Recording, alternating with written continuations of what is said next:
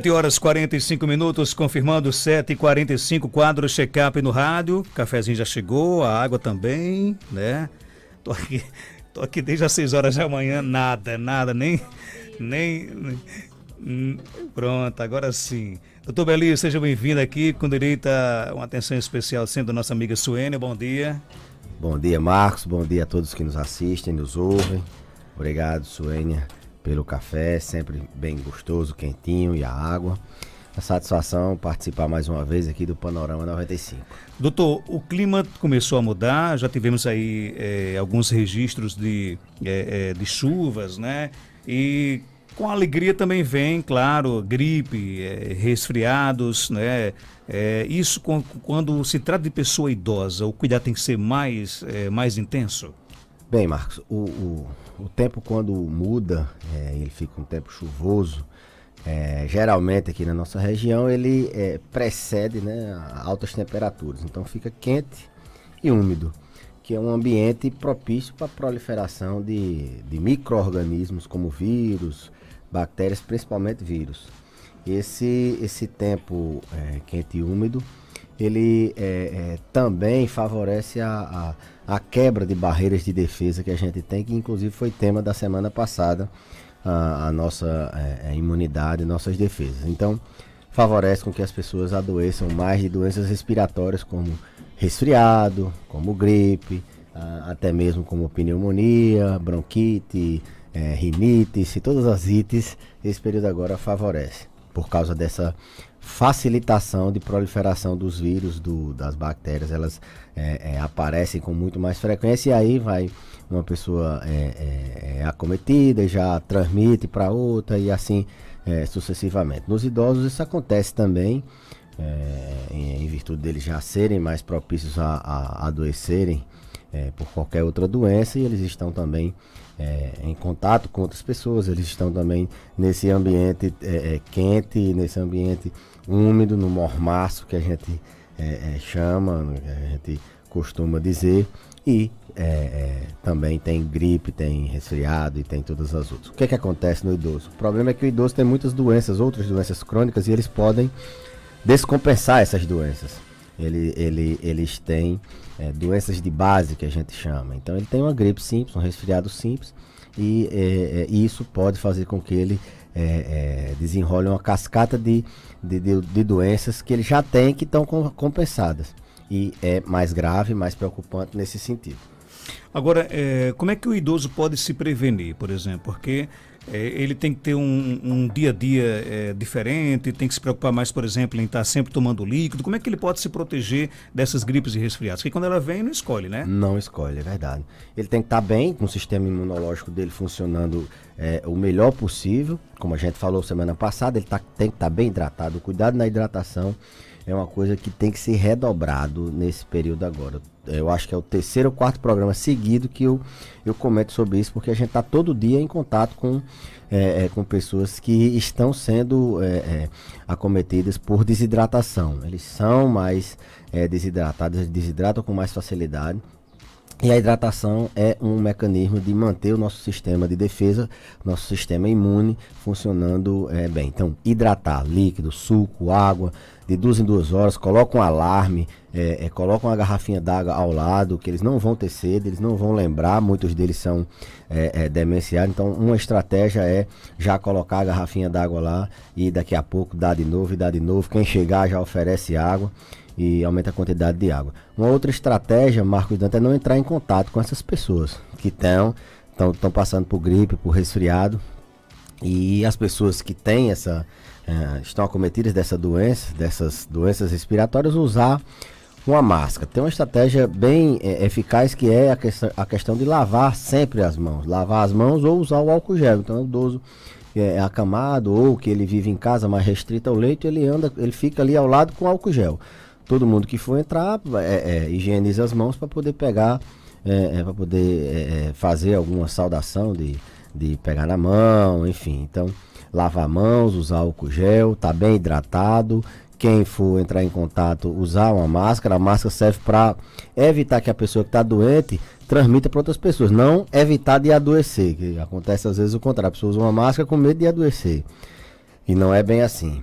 tá bem nutrido, né? Tá se alimentando normal. Se tiver com algum déficit nutricional, tentar corrigir.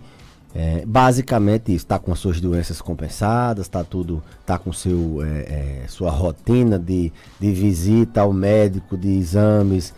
Final de ano agora as pessoas usam muito para fazer aquele check-up, né? 13º e tem uma folga, ou as pessoas estão de férias e os filhos estão de férias, os filhos voltam, vêm visitar os pais. Esse período agora é um período que muitos deles aproveitam para voltar, para fazer aquela avaliação, para fazer aquela revisão, né? Que em carro a gente faz revisões, principalmente quando o carro vai ficando mais velho. Então, muitos aproveitam nesse período e a gente aproveita para também fazer a prevenção. Além disso, está em dia com as vacinas, Marcos. Os idosos eles têm que tomar aquela vacina no começo do ano, naquelas campanhas de vacina. Para gripe, aproveita e faz toda a vacinação do paciente idoso quando tem um cartão de vacina que está desatualizado, e em alguns casos específicos utilizar a vacina da pneumonia. Então tem que estar em dia também com a vacinação. Tem ouvido com a gente, fala com quem? Bom dia. Bom dia, com Maria do Sítio São Francisco. Maria do Sítio São Francisco, de Caicó, Maria? Município de Jardim de Piranhas. Ah, Jardim de Piranhas. Qual a sua pergunta para o doutor Belísio? Marcos Antônio, Marcos Santa, é o seguinte, minha ex-sogra faz uns 8 dias mais ou menos que ela vem sangrando pelo nariz, não é todos os dias não.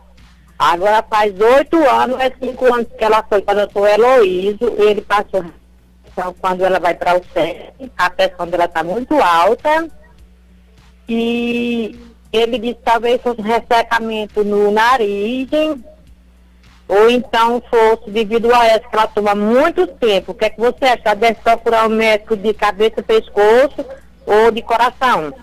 E aí, doutor Belísio? Mandar um abraço para todo mundo lá do sítio São Francisco. Trabalhei lá na zona rural de Jardim de Piranhas, Marcos, e visitei muitas comunidades. Mandar um abraço lá pro pessoal do São Francisco. Bom, o nome de sangramento nasal é epistaxe, né? A gente chama na medicina. Tem uma dica muito fácil, que a gente, no pronto-socorro, a gente tá sempre orientando. Eu não sei se foi semana passada que eu falei sobre isso, se foi aqui ou se foi na AM. Mas a gente tá sempre orientando nossos alunos aqui. Observe se o sangramento é de um lado ou é nos dois lados. Não, as duas narinas estão sangrando ou se é só uma. Quando são as duas narinas, geralmente é um problema que está acontecendo à distância. Está sangrando por algum problema no organismo. Por exemplo, ela toma o AS. A probabilidade de estar sangrando nas duas narinas por causa do AS é alta. Ou algum outro problema na coagulação, ou às vezes uma crise hipertensiva, a pressão sobe muito e sangra nas duas narinas. Quando é um sangramento unilateral, a grande maioria das vezes é um problema local, é no nariz. É uma pessoa que tem uma fragilidade capilar, uma fragilidade na vascularização do nariz, e ali é um problema local. O AS só facilita, uma pressão só facilita. É mais simples. Aí, se for um vaso, o otorrino vai lá, cauteriza ou a pessoa trata alguma doença, às vezes é uma sinusite que está acometendo e trata essa afecção. A pergunta dela é se leva logo num especialista de cabeça e pescoço. Como ela passou por outro médico, o médico detectou que era por causa do AS, e aí ele vai ver se suspende. Eu acho que inicialmente seria ver, é unilateral, bilateral, e ela tem esse acompanhamento com o colega. Eu acho que dava para ele identificar se precisa ir para o cabeça e pescoço ou não. Na verdade, se precisasse ir para um especialista resolver, eu encaminharia para otorrino. Mandar um abraço aqui para nossa querida amiga, já estive aqui no nosso programa por um bom tempo, né? Prestou um grande serviço, doutora Maria dos Remédios Barreto, está aqui lhe ouvindo, mandando os parabéns aí para o doutor Belísio pelo tema de hoje. Abraço forte para ela também. Abraçar a doutora Maria dos Remédios, forte abraço para o doutor João Fernandes também. Que é o esposo dela, né? Doutor Belísio, tem uma pergunta aqui da nossa ouvinte, ela quer saber o seguinte, por quanto tempo a pessoa que está com gripe pode transmitir para outra pessoa? Marcos, o período de incubação não, o período de em que o vírus ele pode transmitir, ele pode variar de 7, 10, 15 a 20 dias. Então, o vírus, quando a gente é acometido, é invadido pelo vírus, a gente passa ali alguns dias, um dia ou dois, e aí depois já aparece o vírus bem menos, dependendo do tipo de vírus, bem menos. Às vezes um dia, no outro dia você já aparece com sintomas. É autolimitado. O organismo da gente, ele tende a resolver o próprio problema, né? À custa de desencadear um sistema de defesa, de acionar nosso sistema imune. 7, 10 dias, mas enquanto a pessoa está ali com secreção, está tossindo, ela tem um risco maior de estar transmitindo. Lembrar que a transmissão não é só na secreção, na tosse, que as pessoas, não tussa perto de mim, não. Ela é principalmente nas mãos. Você passa a mão no nariz e aí coloca numa maçaneta para abrir uma porta, aperta a mão. Então, por isso que o álcool gel, ou lavar as mãos, é muito importante. Então, o tempo de transmissão geralmente enquanto tem secreção, mas varia entre 7 e 10, no máximo 15 dias. Outra pergunta aqui, o ouvinte quer saber se a vacina contra a gripe para os idosos também previne contra resfriados. Uma coisa não tem nada a ver com a outra. Assim, os resfriados, eles são por algum tipo, são por tipo de vírus um pouquinho diferente, sabe, Marcos? O vírus da influenza, ele é um vírus que causa geralmente gripe. E qual a diferença de gripe e resfriado? O resfriado, ele é mais simples, ele é mais espirro, mais secreção, o paciente não prostra tanto, ele não fica tão acamado, ele tosse menos. A gripe, ela é mais grave um pouquinho, ela deixa o paciente mais acamado, ele tosse, às vezes com secreção esbranquiçada, ele prostra mais, tem febre mais alta. O resfriado é só aquele estalecida que as pessoas dizem. Então, são vírus diferentes. Na maioria das vacinas, os sorotipos que são colocados ali, eles pegam a maioria da influenza, né? Mas a pessoa está protegida porque pode ter sim resfriado por vírus influenza, mas não é o comum. O resfriado ele é por tipos de vírus um pouquinho diferentes da influenza. O que protege mesmo é a gripe, que é mais grave um pouco, que ela pode debilitar, internar o idoso, descompensar as doenças que ele tem, a pressão, a diabetes, a doença do coração, e abre as portas para pneumonia. A gripe, ela deixa o indivíduo mais vulnerável à bactéria se oportunizar nessa situação e invadir. A gente tem, além da gripe, tem a pneumonia. Por isso que as vacinas são gripe e pneumonia.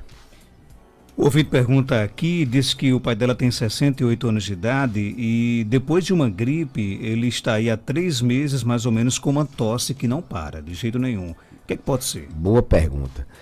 Quando o paciente idoso tem uma gripe, tem um resfriado, tem uma pneumonia, tem uma doença respiratória alta, ele tem algumas características próprias. Primeiro, ele não altera os exames logo no início. As pessoas tendem a pedir logo o raio-x, que é o recomendado, pedir um exame de sangue. Então, se for logo no primeiro dia, ele tende a não alterar. Ele tem uma lentificação na resposta imune, demora mais um pouco. A gente falou no programa passado. Então, essa propedêutica armada, que a gente chama, o que é propedêutica armada, o jargão, a avaliação já com exames complementares, ela tem que ser um pouquinho no segundo, terceiro dia para a gente ver alguma alteração. Então, demora um pouco a aparecer alterações no laboratório, demora um pouco a aparecer às vezes sintomas. Sempre estou dizendo, os sintomas de qualquer doença no paciente idoso, eles são mais sutis, eles são mais lentos a aparecer, eles demoram mais a ficar com aqueles sintomas clássicos. Demora a aparecer e demora a desaparecer. O paciente idoso, ele tem até, às vezes, 3 meses para uma imagem do raio-x desaparecer. Ele demora mais a baixar, a melhorar os exames. Uma tosse que duraria 7 dias, ele passa às vezes 15, um mês. 3 meses não, a gente já tem que pensar em outra coisa. Tem que pensar na tuberculose. Tuberculose passou de 15 dias, a gente tem que pensar porque a prevalência no nosso meio, no Brasil, é muito alta de tuberculose. Então, tossidor, passou de 15 dias, a gente tem que pensar. Tem que pensar em alguma outra doença pulmonar. Será que ele não é um paciente que tem um enfisema, não tem um DPOC, fumou muito tempo, cozinhou a lenha há muito tempo? Isso faz com que a gente tenha tosse crônica. Será que ele não tem um problema na via respiratória alta, uma rinite, uma sinusite, alguma coisa nesse sentido? Não é normal, mesmo com o idoso demorando mais a ficar bom da tosse. Tosse de 3 meses a gente tem que investigar, inclusive é o tempo da gente diferenciar se uma tosse é aguda ou se é crônica. E tosse crônica entra todas essas causas de DPOC, de asma, de tuberculose, de gotejamento pós-nasal, rinocinusite, doença do refluxo, todas essas causas que podem gerar uma tosse mais crônica. Então recomendo, se está com 3 meses tossindo e não está melhorando, buscar a causa disso. Na maioria das vezes são causas simples, mas tem doenças mais graves, mais severas, que são mascaradas, estão ali se apresentando apenas com a tosse. Coincidentemente o paciente teve uma gripe recente, é natural a gente associar a tosse. Então isso quer dizer que a gripe. Então isso quer dizer que isso é bom, isso é informação bem importante, porque para quem está em casa nos ouvindo, tosse prolongada por muito tempo não é uma coisa normal. Exatamente, porque é bom ter um comunicador na entrevista que a gente às vezes, a mensagem principal talvez a gente deixe passar despercebido. Então a mensagem é exatamente essa: tosse crônica, tosse com 3 meses, tem que ser investigado a causa dessa tosse. Primeiro que é muito incômodo ficar tossindo, é muito A tosse chato. é um alerta? Sim, a tosse é um mecanismo de defesa. Semana passada, esse programa de hoje, ele tem meio que link. Semana passada a gente falou que quais são os mecanismos de defesa inatos do ser humano. O ser humano já nasce com alguns mecanismos de defesa. E a tosse é um deles. Quando um micro-organismo ele agride o nosso sistema respiratório, a nossa via respiratória, uma forma da gente expulsar é tossindo. Qualquer coisa que a gente possa invadir a nossa árvore respiratória, o mecanismo de defesa é a tosse. Então, se está tendo tosse, alguma coisa tá errada. É como a dor. Se está tendo dor, alguma coisa está errada. É um mecanismo de defesa, é um sinal de alerta. Outra pergunta aqui do nosso ouvinte, ele quer saber o seguinte: como é que a gente consegue, por exemplo, diferenciar os sintomas da gripe e de um resfriado? Bom, vou repetir. A gripe, ela é um resfriado mais grave um pouco. O resfriado ele é mais leve, mais brando, de maneira geral isso.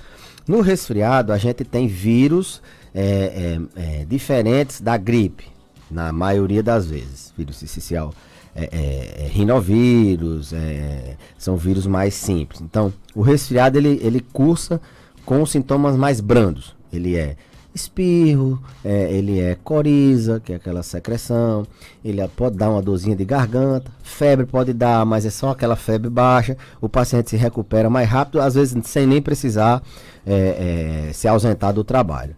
Já a gripe ela é um pouquinho mais séria, o paciente tosse mais, ele tem febre mais alta, ele prostra mais, ele fica mais esmurecido, como a gente diz aqui, ele tem sintomas mais, dor de cabeça mais forte, então é um passo a mais do que o resfriado. E a gripe ela pode, e ela tem a gripe tem não, mas esses quadros respiratórios, e aí depois da gripe vem a pneumonia, que é causada por bactéria, aí a prostração é bem maior, a secreção ela é amarelada, é esverdeada, o paciente quando é idoso, ele perde o apetite, ele fica muito mais prostrado, ele descompensa, desmantela todas as outras doenças, o coração começa a descompensar, começa a falhar, ele desorienta, tosse, a tosse é muito mais incômodo, então gripe e resfriado se diferenciam mais pela severidade dos sintomas. Doutor Elísio, obrigado pela sua participação. Até terça-feira, se Deus quiser. Até terça-feira com... Deus queira, né? Com o Canex. Eu lhe confesso que eu tô com medo. Eu não tô, assim... eu nem deveria expor isso publicamente, mas depois que eu vi alguns VTs aí dos jogos do Liverpool, meu amigo... Vai ser o maior desafio. A gente tem que passar hoje, claro, né? Hoje talvez a gente passe, né? Mas o Liverpool, eu vou dizer uma coisa, o time pedreira, viu? Eu também tô com aquele certo receio, mas acredito, tô com muita fé. Se o Flamengo jogar como jogou o Brasileiro, marcando em cima, estamos pianinho. Você deveria estar comemorando o Vanderlei Luxemburgo. A gente já está se antecipando já, né? É o pré-jogo, né? Estamos se antecipando, se preparando, porque o ano já foi.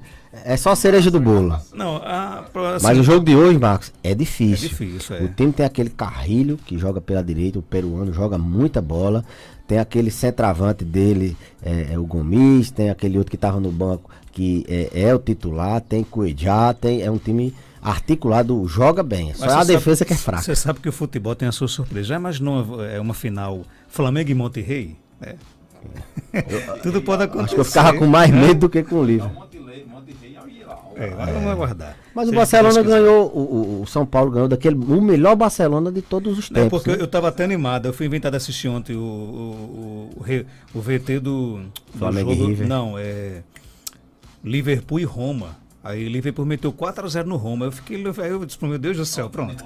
Me desanimei. Vai dar certo. O ponto forte deles são as laterais e aquele trio de ataque. O trio de ataque ele não é só forte por causa do ataque. Eles marcam muito.